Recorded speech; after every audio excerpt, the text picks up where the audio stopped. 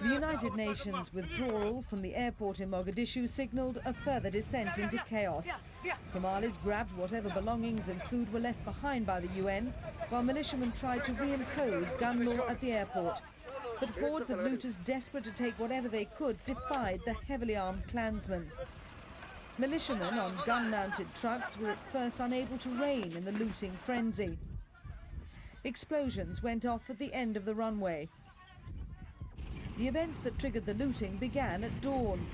1,500 Pakistani UN troops in a heavily armed tank convoy abandoned the outer perimeter of the airport and cautiously made their way to the port area. US forces covering the retreat closed the way to anyone wanting to follow the UN convoy.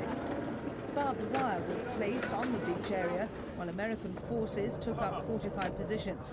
They had to take cover as security around the airport broke down. But the protection force was determined to bar the way to further trouble.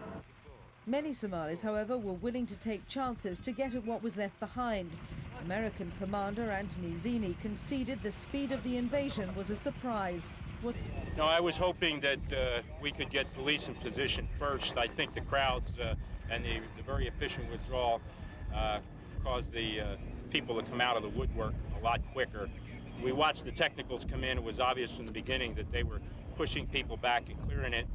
So I made the decision from up here in the OP not to fire on them. The vacuum left by the withdrawing UN troops was rapidly filled with hungry and desperate looters. Militiamen eventually regained control of the area, and faction leader Mohammed Farah Aidid later found it safe enough to tour the airport.